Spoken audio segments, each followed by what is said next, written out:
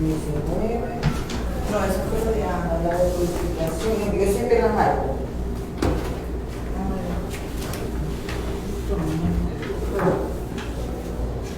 Buenos días, vamos a darle comienzo a esta escuela dominical, dándole gracias al Señor por la oportunidad que nos da de poder venir a su casa de oración a estudiar su palabra.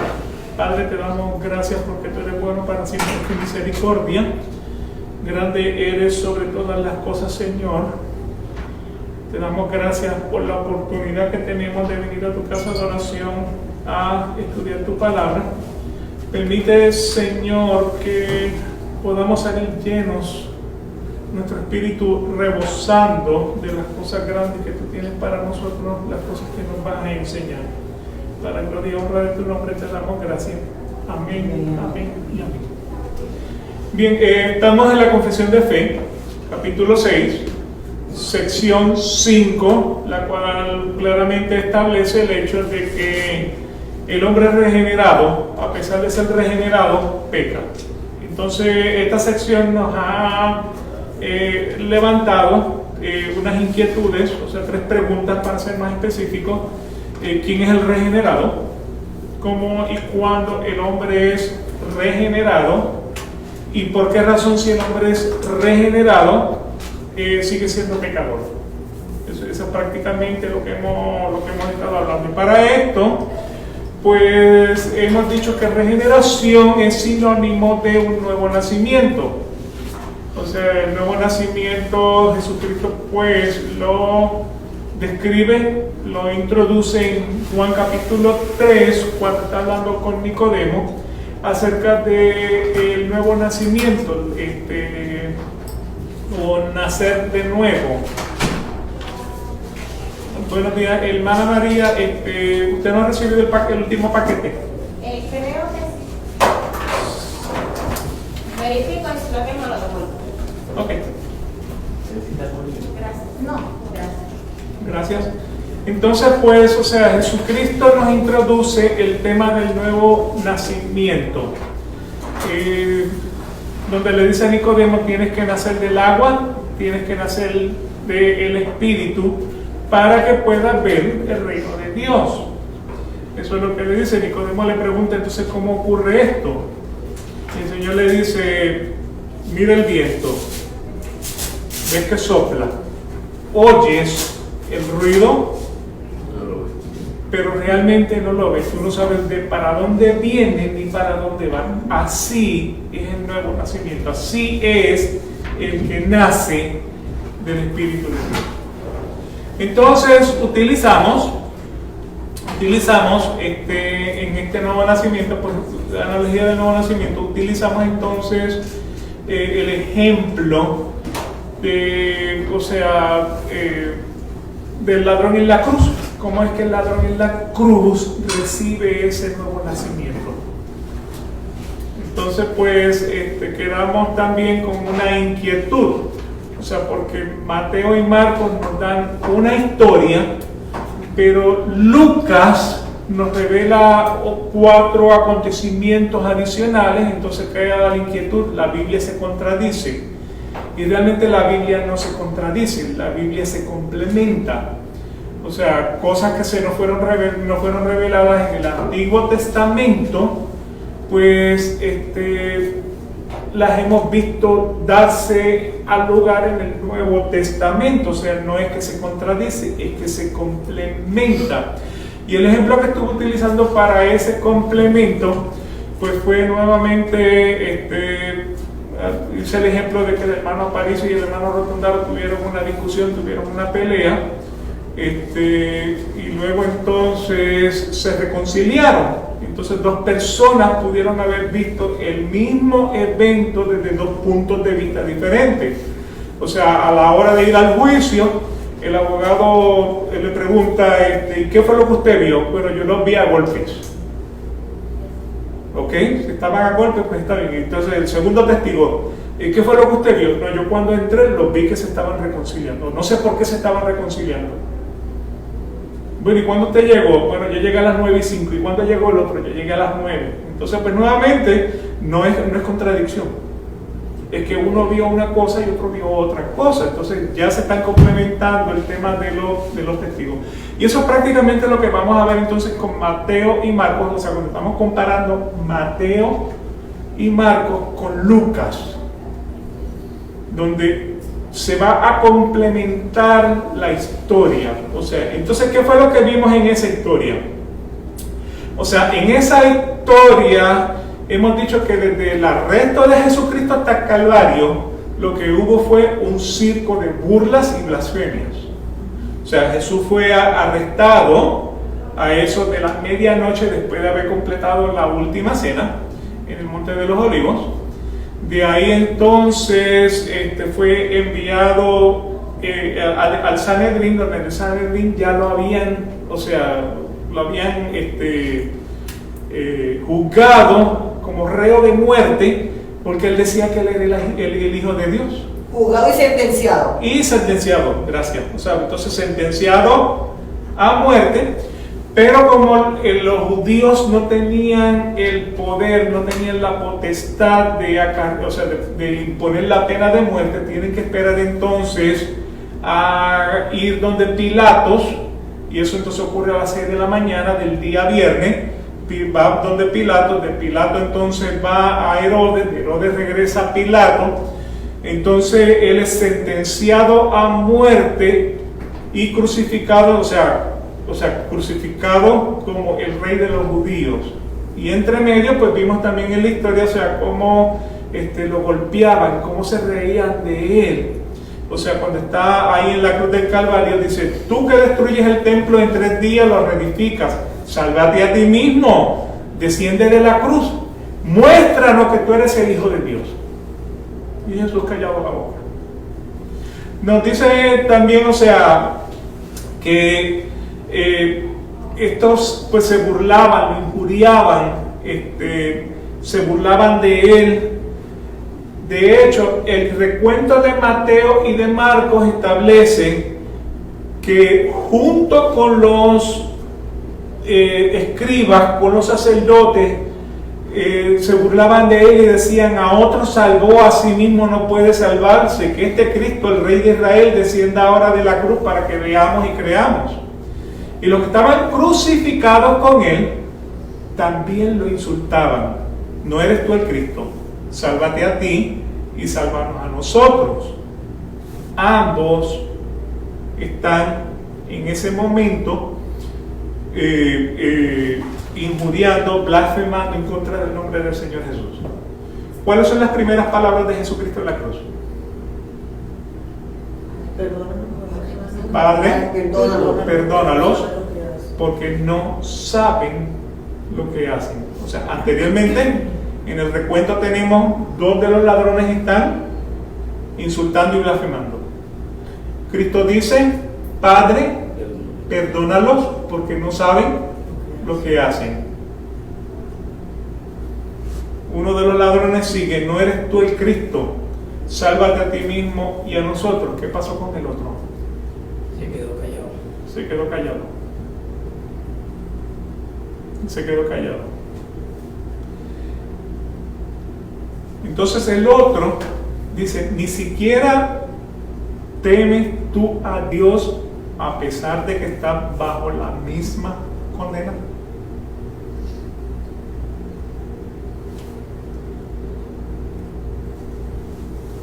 Nosotros justamente recibimos lo que merecemos por nuestros hechos, pero nada malo ha hecho. Entonces Jesús le dijo a Jesús: acuérdate de mí cuando vengas en tu reino. ¿Cuál fue la respuesta de Jesús? Te digo que hoy estarás conmigo. En verdad te digo, hoy estarás conmigo en el paraíso. O sea, ¿qué pasó con este malhechor? ¿Qué pasó con este hombre? O sea, primero reconoció a Jesús como Dios. ¿Estamos de acuerdo en eso? Reconoce a Jesús como Dios. O sea, reconoció a Jesús como Dios, ya que solo Dios es el único que puede perdonar pecados. Y eso lo vamos a ver entonces en Lucas capítulo 5, versículo 21, donde dice: entonces los escribas y fariseos comenzaron a discurrir diciendo: ¿quién es este que habla blasfemias? ¿Quién puede perdonar pecados sino solo Dios? Entonces ese malhechor, cuando escucha las palabras de Jesús, perdónalo, porque no saben lo que hacen. ¿Qué ocurrió en él? La conversión. Lo primero que reconoció fue a Jesucristo como Dios. Y por esa razón le dice, o sea, no temes tú ni siquiera a Dios. Es lo que le dice al otro ladrón. No le temes tú a Dios a pesar de que estamos aquí. Que está ante tu hijo. O sea, estaba delante del mismo Dios encarnado. Y que también reconoció que estaba ahí por sus acciones. Claro. Que se merecía estar ahí, en cambio pues Jesús no. Sí. Reconoció que era pecador. ¿Qué es lo otro? ¿Qué es lo otro? Correcto. Reconoce que él es un pecador. O sea, ¿qué es lo otro que ocurre? Él recibe el nuevo nacimiento que habla Jesucristo en Juan capítulo 3. O sea, en este nuevo nacimiento, en el versículo 5, o sea, el versículo 3 y el versículo 5, Jesús le había dicho a Nicodemo: en verdad te digo que el que no nace del agua y del Espíritu no puede entrar en el reino de Dios. O sea, ese ladrón recibió el nuevo nacimiento estando en la cruz. O sea, fue regenerado estando en la cruz. Nada de pasar al frente y confesar a Jesucristo como tu Salvador. Nada de entrar o ser rociado con agua en un bautismo hecho por hombre. En ese momento, él recibe ese nuevo nacimiento. La razón por la cual él recibe ese nuevo nacimiento es porque le dice: hoy estarás conmigo en el paraíso. Y por tanto, él recibe un nuevo nacimiento de agua y recibe un nuevo nacimiento de espíritu. Y la pregunta es: ¿cómo es esto posible? Bueno, Juan capítulo 3, versículo 8 dice: el viento sopla donde quiere y oyes su sonido, pero no sabes de dónde viene ni a dónde va. Así es todo aquel que es nacido del Espíritu. O sea, ¿cómo es posible que lo reciban? No porque por sus acciones de que yo quiero ser salvo, cuando a mí me dé la gana de ser salvo, o me quiero perder cuando yo me quiera perder. El Señor le da el nuevo nacimiento en la cruz. O sea, ¿qué sabemos de este malhechor? Que era un malhechor que estaba al lado de Jesús. Era asesino, No era tenía nada. ladrón. O sea, no era nada bueno, pues. O sea, la Biblia no describe esta persona como tal. O sea, la Biblia no dice si él era judío o gentil. La Biblia tampoco dice si él visitaba la sinagoga los sábados, donde se estudiaba la enseñanza del Antiguo Testamento. La Biblia tampoco dice si él estuvo presente cuando Juan el Bautista estaba predicando: arrepentíos porque el reino de los cielos se ha acercado. Tampoco sabemos si él había escuchado a Jesús hablar del reino venidero. Entonces, si usted mira a través de los 4 evangelios, ¿de qué es lo que está hablando Jesús? O sea, del reino que va a venir, su segunda venida, o sea, prácticamente la restitución de todo lo que hemos perdido en una forma espiritual, en una forma física, en una forma moral. O sea, realmente no sabemos si él sabía todo esto. Sin embargo, sabemos que cuando él le dice: acuérdate de mí cuando vengas en tu reino. ¿Cómo él sabe eso? Él tiene que ser por deducción, debe haber oído algo, o porque el Espíritu Santo lo tocó. Okay. O que el Espíritu Santo lo toca. O sea, él tenía el conocimiento de la necesidad de un arrepentimiento y él sabía que había un reino de Dios. ¿Cómo lo supo? La Biblia no nos dice cómo. Por eso que ahí dice que el viento viene. Entonces, El viento viene y el viento va y tú no sabes para dónde viene ni para dónde va. O sea, sabemos que hubo un nuevo nacimiento. Ese nuevo nacimiento es caracterizado porque es dado por Dios. Dios da el nuevo nacimiento. Y eso es porque está en las promesas de lo que dice Ezequiel 36, 24 al 27. O sea, en Ezequiel 24 al 27, en una forma resumida, vamos a encontrar lo siguiente. Fue rociado espiritualmente con agua de purificación para quedar limpio de toda inmundicia e ídolos. O sea, Ezequiel lo vimos la semana pasada, ¿no? Vimos el versículo la semana pasada, pero prácticamente en Ezequiel lo que dice: yo te rociaré con agua. ¿De qué sirve el agua? Para poder limpiar. Purificación. O sea, yo te voy a lavar. Vas a ser purificado para que puedas entrar a la presencia de Dios. O sea, y la analogía de eso está en el Antiguo Testamento, cuando el sacerdote se tenía que lavar las manos para poder llevar la sangre a través del tabernáculo y pasar por el lugar santo y llegar al lugar santísimo y rociar la sangre de la apropiación. Y Pilato se lavó las manos. Él se lava las manos, pero en otro sentido figurado. O sea, la sangre de este hombre caiga sobre ustedes. Exacto. ¿Me explico? Pero así que era purificación, era una manera de decir, o sea, me estoy limpiando, o sea, que fue rociado espiritualmente con agua de purificación para quedar limpio de toda inmundicia e ídolos, para que pudiera entrar en la presencia de Dios. Eso es lo que es el nuevo nacimiento. También en Ezequiel dice que te pondré un corazón nuevo y te daré un espíritu nuevo. Está en Ezequiel 36, 24 y 27. Así que ese corazón nuevo y ese espíritu nuevo se lo puso el Señor. Estamos hablando de un hombre que está en la cruz, colgando en un madero por maldición. ¿Okay?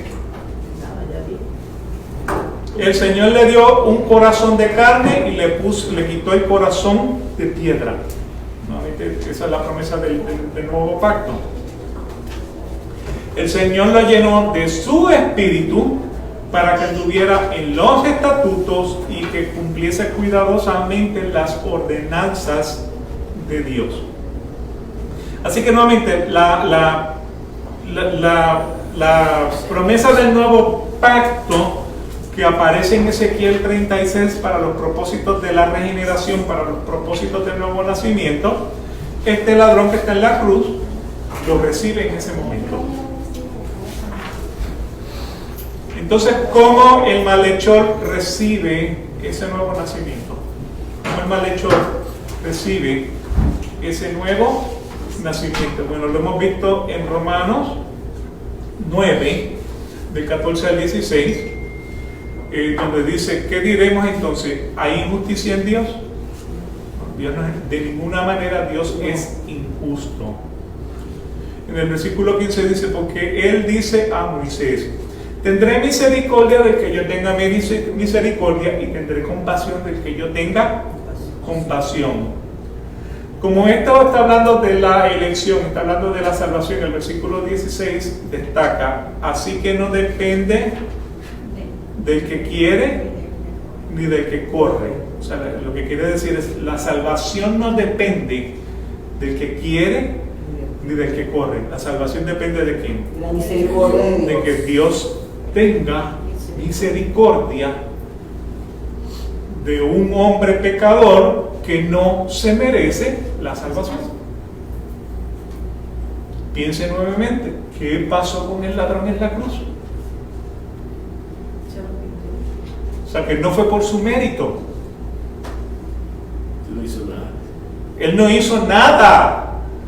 Ese nuevo nacimiento, esa regeneración se la da el Señor al hombre.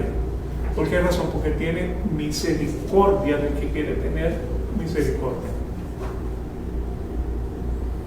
Y todo lo que él escuchó fue a un hombre que quizás él conocía, no conocía, decirle: Padre, perdónalos porque no saben lo que hacen. O sea, esas fueron las palabras que golpearon en su corazón. Esas fueron las palabras que le dieron el puyazo en el corazón. Eso es lo que significa ser compungido del corazón. O sea, un golpe en el corazón, una puya en el corazón. Eso fue lo que recibe ese... Yo sé, no se sabe si murió antes o después de Jesús. ¿Cómo? No se sabe si murió antes o después de Jesús, el ladrón. Aparentemente Jesús ya estaba muerto. Porque cuando los judíos le dicen, mira, nosotros estamos para celebrar el Shabbat. Estamos para celebrar la Pascua. Por lo tanto, no queremos que esos cuerpos permanezcan en la cruz. Entonces, ¿qué hacían? Le rompían las piernas para que entonces se sofocaran. O sea, el propósito de la crucifixión era lo más doloroso, porque no podías respirar. O sea, no morías porque te desangrabas, morías por asfixia. Entonces, al romperle las piernas, no podía entonces levantar para poder levantar el diafragma para poder tomar aire. Entonces, cuando le rompen la piedra a los ladrones, fueron donde Jesús y lo vieron muerto. Ya Jesús estaba. Entonces vino el romano para asegurarse que estaba muerto, mete la lanza. Si ustedes miran bien, fue por aquí. ¿Por qué razón? Porque por aquí iba a agarrar el corazón. ¿Qué pasaría con ese hombre? Algunos de ellos, acuérdate que yo creo que ese hombre también recibe la salvación, porque nuevamente, no sé si fue él o si fue otro, pero que nuevamente uno de ellos dijo a la verdad que este era el Hijo de Dios. Así que reconoció, y hubieron muchos romanos que en base a eso recibieron la salvación. Yo sé, y Isaías creo que dice que al Mesías nunca se le partieron huesos. No, por eso, porque era para cumplir la profecía. O sea, y las profecías del Antiguo Testamento, recuérdense que, o sea, en este caso, para darle credibilidad a que este era el Hijo de Dios en la cruz del Calvario, no se le rompieron los huesos. Y fíjate, hay gente que no lo cree. Y desde el Antiguo Testamento. Bueno, hay nuevamente en Lucas 16, versículo 19 al 31, cuando el rico le está diciendo a Abraham, manda a Lázaro, porque si ven a uno que salió de los muertos, van a creer. Y dice, mira, si con Lázaro, si no creyeron con la resurrección de Jesucristo, no creyeron cuando Lázaro, el hermano de María, resucitó, ¿qué van a creer? Ahí tienen a Moisés y ahí tienen a los profetas. Si a ellos no los escuchan, sí, ¿okay? Así que nuevamente Dios le dio ese nacimiento, ese nuevo nacimiento al hombre por gracia. Eso es de la salvación, es por gracia. Él le da ese nuevo nacimiento a quien Él quiere, y cuando Él quiere, no cuando el hombre decide que quiere ser salvo. ¿Me explico? Porque pues, en Efesios capítulo 2, versículos del 8 al 9, dice que por gracia habéis sido salvados por medio de la fe. O sea, fe es sinónimo de creer. O sea, que por la razón, por medio de que tú creíste, es que recibes la salvación. Ahora, aquí puede haber una pequeña discrepancia, una pequeña discordia entre los teólogos. Esto no de vosotros. ¿Qué no es de vosotros? O sea, unos dicen, o sea, estamos todos de acuerdo, Dios te salva por gracia. Ahora, Dios te da también la fe para creer. Y algunos piensan que Dios no te da la fe para creer, sino que la fe es algo que tú desarrollas. No, pero tiene que venir de algo, o sea, tiene que venir de Él. Entonces, nuevamente, pues, o sea, cuando habla, y esto no de vosotros, ¿a qué se está refiriendo? ¿De la salvación o de la fe? Así que, nuevamente, personalmente, Dios te da la gracia para la salvación, Dios te da la fe para que tú la puedas creer. Ahora, vuelvo y les destaco que se van a encontrar a personas que puedan decir, sí, yo creo que Dios me salva por gracia, pero es por mi fe. ¿Me explico? Sí, pero ¿quién te da la fe? El derecho de la fe. ¿Me explico en eso? O sea que nuevamente este versículo tiene esa controversia en el tema de que unos piensan Dios te da la gracia para la salvación y te da la fe para que creas. Eso es producto de Dios en tu vida. Hay unos que dicen, sí, Dios me da la gracia para la salvación, pero la fe es mía. ¿Okay? Así, el hombre es un saco de complicación. Es un saco de complicación, es lo que es el hombre. Porque eso es como yo lo logré. Porque fue, entonces ahí es donde viene porque es mi logro.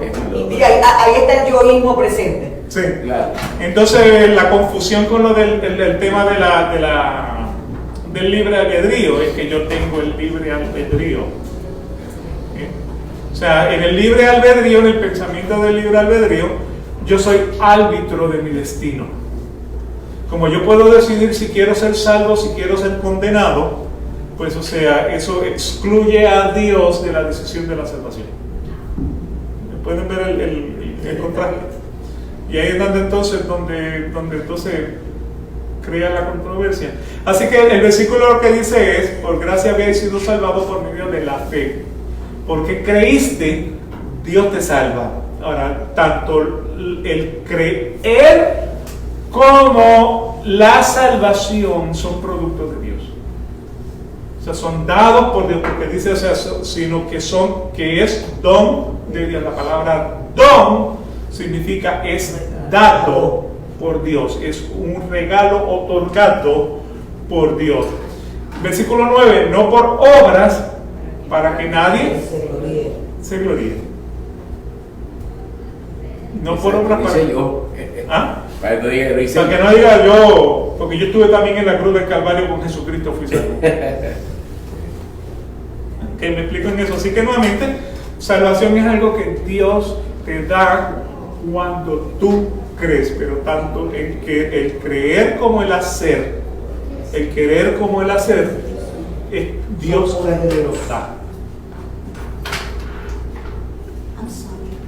Ahora, ¿existirá en la Biblia una mecánica, un procedimiento?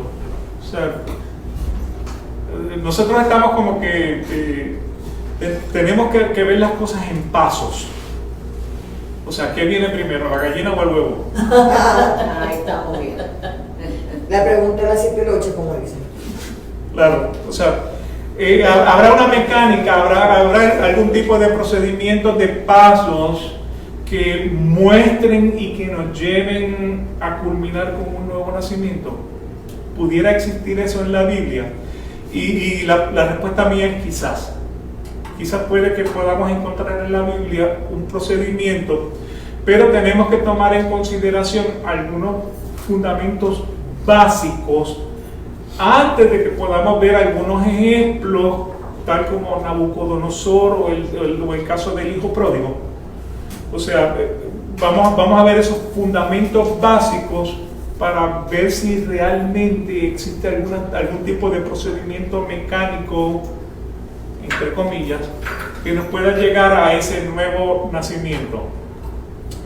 Dentro de esos fundamentos básicos, el primero que tenemos que tener en consideración es: no hay nada bueno en el hombre.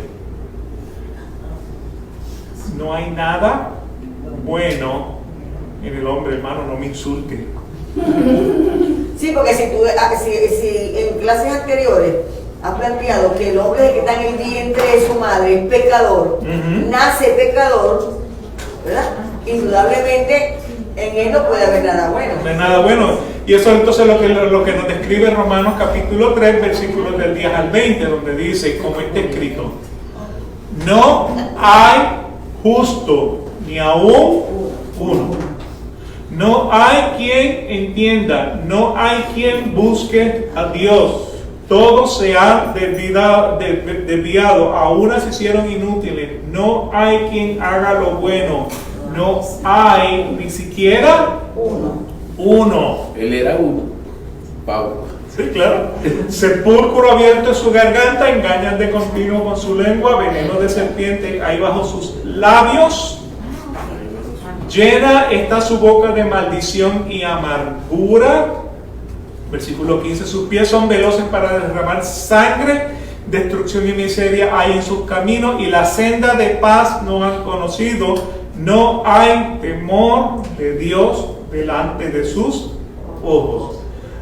Ahora bien, sabemos que cuando dice la ley, lo dice a los que están bajo la ley, para que toda la boca se calle y todo el mundo sea hecho responsable ante Dios, porque por las obras de la ley ningún ser humano será justificado delante de Él, pues por medio de la ley viene el conocimiento del pecado. Así que la religión que le esté predicando a usted, que por el cumplimiento de la ley usted puede ser salvo, usted diciendo una mentira. Pero fíjate una cosa, ¿no? Fue tan visionaria la Biblia, o tan visionaria, que en estos tiempos se cumple perfectamente su palabra. Lo que dice, el mundo está completamente corrompido, el hombre. Desde su nacimiento, desde la creación, porque hubo un diluvio en Génesis capítulo 7, 8. Porque desde que el hombre es hombre y pecó, es malo desde su juventud, es malo desde su nacimiento, es malo desde que está en el vientre de su madre. Y eso está en Salmo 51, 5. En pecado fui concebido, o sea que desde el vientre de mi madre soy pecador en la concepción, soy pecador cuando nazco, soy pecador mientras vivo mi vida, y hasta el día que me muera seré pecador. Hasta que reciba la misericordia. Para que reciba la misericordia. Así que nuevamente, no hay nada bueno en el hombre. Vamos de acuerdo en eso, ¿no? Segundo concepto que tenemos que tomar en consideración en caso de que podamos encontrar algún tipo de mecánica o procedimiento en el tema del nuevo nacimiento, es que Dios es soberano sobre toda la creación, para bien y mal. O sea, tenemos este concepto de que todo lo bueno viene de Dios y todo lo malo Del demonio. Del demonio, viene de Satanás. Pero mire lo que dice Lamentaciones 3, versículos 37 al 39. ¿Quién es aquel que habla y así sucede? A menos que el Señor lo haya ordenado. ¿No dice que por su palabra fueron creados los cielos y la tierra? Y dijo Dios, hágase la luz, y la luz fue hecha. Versículo 38, no salen de la boca del Altísimo tanto el mal como el bien. ¿Por qué ha de quejarse el ser viviente? Sea valiente frente a sus pecados. Asúmalos. ¿Ok? Así que nuevamente, o sea, Dios no es el autor del pecado, pero Dios utiliza el pecado y al pecador para cumplir su propósito. O sea, ¿quién puso a Jesucristo en la cruz del Calvario? El mismo Padre. ¿Por mano de quién? Del pecador, del hombre. Del pecador. O sea, porque cuando él estaba en Getsemaní y él estaba orando, y él le dijo, Padre, si podemos cambiarlo, pero si no, que se haga tu voluntad. ¿Quién lo puso en la cruz del Calvario? El Padre. ¿Por medio de quién? De los judíos y de los romanos. Entonces, lo que parece una calamidad para muchas personas, deberíamos verlo como la soberanía de Dios en acción. Dios pone reyes, Dios quita reyes. Mucha gente se está quejando hoy día de Biden, pero Dios lo puso ahí. ¿Para qué? Con un propósito. Entonces la iglesia comienza en ayunos y oración porque tienen que cambiar para sacar a Biden. Hermano, oren para que el propósito de Dios sea cumplido, para que la voluntad de Dios sea cumplida. O sea, el Padre nuestro que estás en los cielos, hágase tu voluntad En la tierra, en el cielo. Entonces Dios hace su voluntad, le decimos, Señor, te equivocaste. Sí, pero fíjate una cosa, volviendo al presidente de Estados Unidos, cuando estaba Trump, él era reacio a reconocer a los inmigrantes. Llegó Biden y hubo el TPS para los venezolanos. Lo puso Dios ahí para eso. Dios, o sea, el propósito de Dios se cumple. El propósito de Dios se cumple sobre todas las cosas. O sea, un huracán va directo para Puerto Rico. Empiezan los cristianos, Señor, desvíalo, Señor, desvíalo. No es la voluntad de Dios que ese huracán pase por encima de Puerto Rico. ¿Por qué no se desvió? Porque no tenía suficiente fe. No, porque era la voluntad de Dios que pasara por Puerto Rico. Eso es lo que la gente no quiere ver, porque nuevamente, cuando las actividades no me convienen, queremos cambiarle a Dios su voluntad. No, y se ve a diario, eso de que tú dices que quieren desviarlo porque están orando, pero resulta que si pasa por ejemplo y de pronto se desvió porque ellos dicen, es que fue por nosotros. Porque yo estaba en ayuno y yo estaba en oración. Si uno lee, mira, en los Twitter, y entonces todo el tiempo hay quien está diciendo que mañana sale Maduro, todos los días, eso es todos los días. Entonces, mañana tenemos una hora, vamos a orar 1000 personas porque mañana sale Maduro, todavía no sale. Pero si por alguna casualidad se murió por un infarto, diciendo que fue por nosotros. O por nosotros, sí. Sin embargo, ¿quién lo puso ahí? Con un propósito. Sí, Con un propósito. Yo recuerdo un amigo que estudió conmigo todo el bachillerato y él estudió medicina.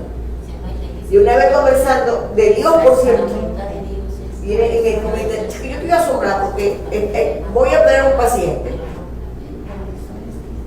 Y la familia dice, José Gregorio Hernández, te entrego esa operación. Es un santo venezolano. Se salva el paciente. Gracias, José Gregorio. Pero si se muere el paciente, usted lo mató, doctor. Usted lo mató. ¿Ves? Sí. Pasa lo mismo. Exactamente lo mismo. todavía no es santo. Isaías 45, versículo 6 a los 8 dice, para que se sepa que desde el nacimiento del sol hasta donde se pone, no hay ninguno fuera de mí. Yo soy el Señor y no hay otro.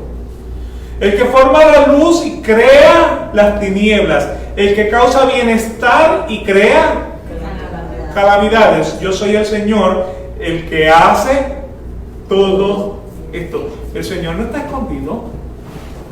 Él no se está escondiendo. Él ha revelado a través de su palabra quién es Él y cómo trabaja. ¿Me explico en eso? O sea, Satanás no es un ser soberano. Satanás es un instrumento de Dios, un instrumento que Dios utiliza para cumplir su voluntad, para cumplir su propósito. En el versículo 8 dice, destilad, oh cielos, desde lo alto y derramen justicia a las nubes, abrace la tierra y dé fruto la salvación y brote la justicia con ella. Yo, el Señor, todo lo he creado. Ok, si todavía no creen, versículo Proverbios 16:33. La suerte se echa en el regazo, mas del Señor viene toda decisión. Por si acaso todavía ¿Tienen alguna duda? ¿Todavía tienen alguna duda? Job capítulo 42 versículo 2. Yo sé que tú puedes hacer todas las cosas y que ningún propósito tuyo puede ser estorbado.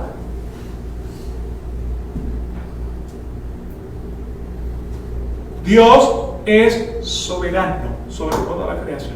Así que el hombre es malo, no hay nada bueno en el hombre. Dios es soberano. Recuérdense que lo que estamos mirando es, o sea, tomando algunos fundamentos, algunas consideraciones, para ver si dentro de la Biblia existe un procedimiento de cómo el hombre llega a recibir el nuevo nacimiento. ¿Okay? Así que este es el segundo concepto. El primero era, el hombre, no hay nada bueno en el hombre. Tenemos que considerar eso. Segundo, Dios es soberano sobre toda la creación. Número 3.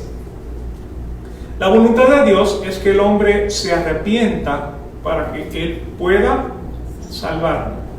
Es la voluntad de Dios que el hombre se arrepienta y que el hombre se salve. Dios no se gloria, Dios no se regocija cuando el impío se pierde.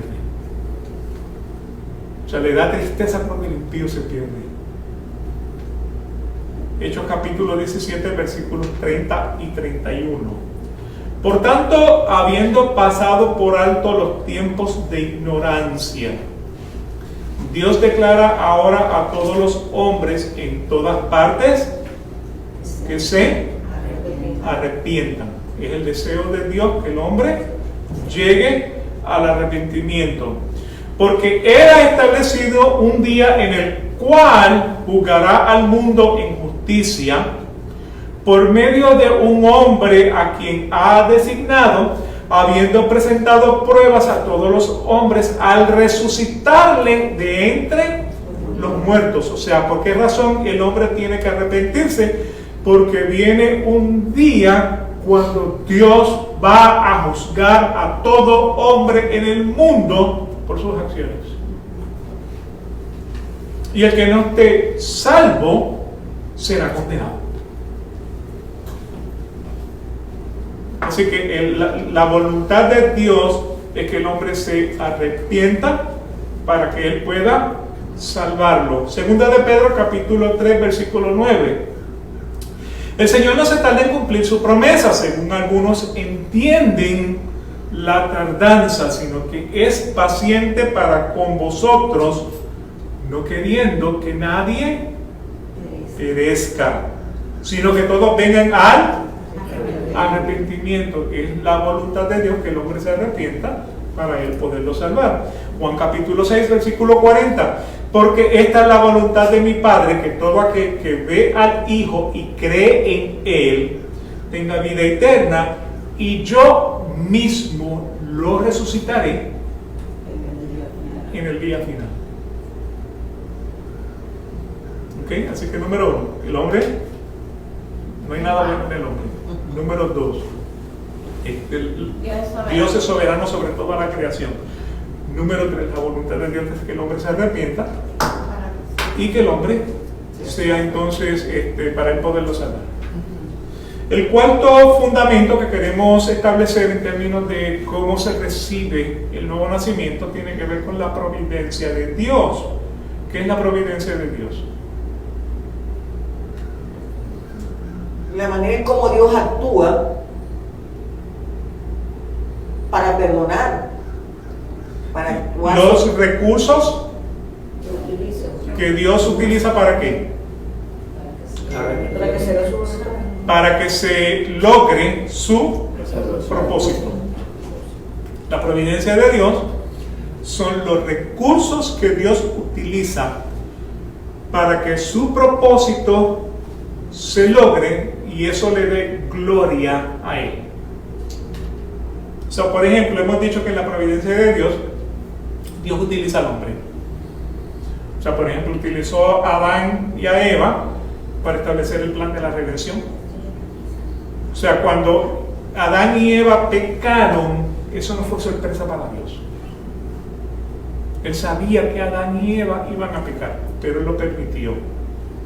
Porque entonces a través de Adán y Eva, de ese evento, Él iba a establecer el plan de la redención. Sabemos que Dios utiliza también los seres espirituales para lograr su propósito. O sea, para que Adán y Eva pecaran, utilizó a Satanás en forma de serpiente, lo cual entonces me lleva a utilizar los animales. O sea, Dios utiliza al hombre, Dios utiliza a los seres espirituales, Dios utiliza a los animales. En el caso de la serpiente, ¿qué tal el gallo cuando cantó? Para que Pedro reconociera que había negado al Señor. Dios utiliza la naturaleza, una fruta prohibida que no se podía comer. Él habla también de la higuera, o sea que él utiliza la naturaleza para poder lograr su propósito. Él utiliza las cosas, o sea, a medida de que el pueblo iba caminando por el desierto, lo seguía una roca y esa roca echaba agua, y de ahí era entonces de donde ellos tomaban agua. Dios utiliza los cuerpos celestiales. ¿Qué tal la estrella que anunció la llegada del Mesías?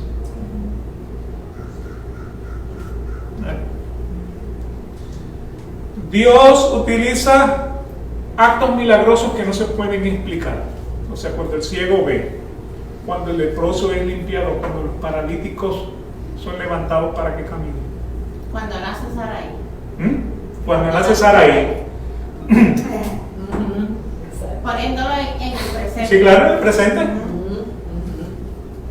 O sea, son actos milagrosos que no se pueden explicar. Ocurren porque Dios permite que ocurran. ¿Con qué propósito? Para darle gloria a Él. Dios usa todas las cosas en general para lograr ese propósito.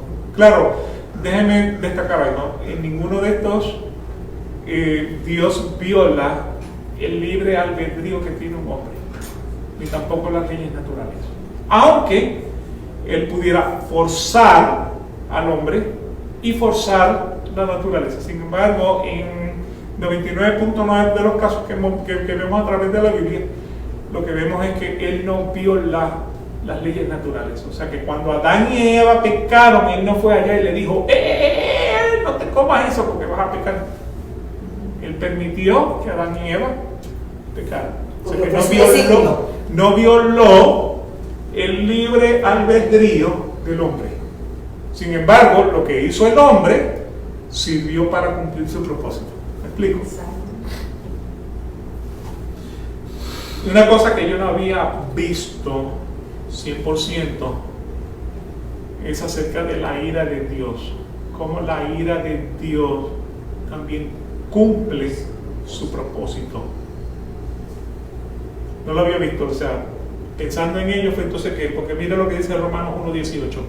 Porque la ira de Dios se revela desde el cielo contra toda impiedad e injusticia de los hombres que con injusticia restringen la verdad. Si bien Romanos 1, versículos del 18 al 32 nos pueden revelar el castigo de Dios sobre los hombres que son injustos, pues también nos puede revelar cómo Dios utiliza su ira para que se cumpla su voluntad. Suena extraño, ¿no? Suena extraño, pero ya verán cuando veamos los ejemplos. Así que esto lo veremos un poquito más adelante. Tenemos que entender también que Dios es el que hace la obra. Y en Romanos 8, versículos 28 al 30, y sabemos que para los que aman a Dios, todas las cosas cooperan para bien, esto es, para los que son llamados conforme a su propósito, porque los que de antemano conocían, también los predestinó a ser hechos conforme a la imagen de su Hijo, para que Él sea el primogénito entre muchos hermanos. Y a los que predestinó, a eso también llamó. A los que llamó, a eso también justificó. Y a los que justificó, a eso también glorificó. ¿Okay? Una cosa que yo siempre he dicho, que Romanos 8 dice tres cosas. Dios es el que llama, o sea, Dios es el que justifica, Dios es el que santifica, Dios es el que glorifica. Sin embargo, Como pueden ver, santificación no aparece aquí. Pero a pesar de que yo he estado diciendo una burrada, como utilizando Romanos 8, segunda de Tesalonicenses, versículo 2, capítulo 2, versículo 13, dice: pero nosotros siempre tenemos que dar gracias a Dios por vosotros, hermanos amados por el Señor, porque Dios os ha escogido desde el principio para salvación. ¿Mediante qué? La santificación por el Espíritu y la fe y la verdad. Entonces, no estoy muy lejos de lo que dice Romanos 8. O sea, Dios es quien justifica. Si Dios te justifica, Dios te santifica. Si Dios te santifica, Dios te glorifica. Si todavía tienes duda, podemos verlo también en 1 Corintios capítulo 6, versículo 11. Y estos erais algunos de vosotros, pero fuisteis santificados, pero fuisteis justificados en el nombre del Señor Jesucristo y en el Espíritu de nuestro Dios. Así que nuevamente, Dios te lava, Dios te justifica, Dios te santifica, Dios te glorifica, Dios te da el nuevo nacimiento, Dios pone la regeneración en ti. Eso no es por obra de hombre. Nosotros no hacemos nada. Ahora, ¿cuál es nuestra responsabilidad? Creer. Leer la palabra. Creer. La palabra. Creer. O sea, ir por el mundo, predicar el Evangelio a toda criatura. El que cree y es bautizado es salvo. Pero el que no cree sigue condenado. Es condenado, sigue condenado. ¿Ok? Así que nuevamente lo que hemos hablado es establecer un fundamento donde vemos que nuevamente no hay nada bueno en el hombre. Dios es soberano sobre toda la creación, Él es el que va a hacer toda la obra. Hemos visto también que la voluntad de Dios es que el hombre se arrepienta para que Él pueda salvarlo. Esto lo va a hacer a través de la providencia, el uso de recursos para lograr su propósito. Y lo último que vimos es que Dios es el que hace toda la obra. ¿Okay? En la Biblia hay dos casos: Nabucodonosor y el hijo pródigo. Entonces, pues eso lo discutiremos la semana próxima. Lo discutiremos la semana próxima para ver si esta mecánica, este procedimiento que hemos establecido se puede ver en la vida de estos dos personajes que son de carácter bíblico. ¿Me explico? Aunque uno existió y el otro es una parábola. Y de cierta manera la parábola tiene la realidad, o sea, ¿quién es el Padre? Dios. ¿Quién es el hijo mayor? El pueblo de Israel. ¿Quién es el hijo menor? El pueblo gentil.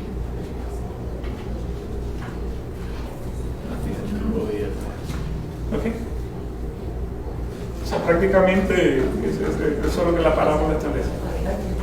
Así que en la próxima clase veremos entonces la historia de Nabucodonosor, veremos la historia del hijo pródigo y ver si podemos identificar, de acuerdo con los relatos de estos dos personajes, cómo es que el nuevo nacimiento se da en un hombre. Además de que es por obra de Dios. Padre, te damos gracias por la oportunidad que nos has dado de poder estar aquí en tu casa de oración para poder estudiar tu palabra.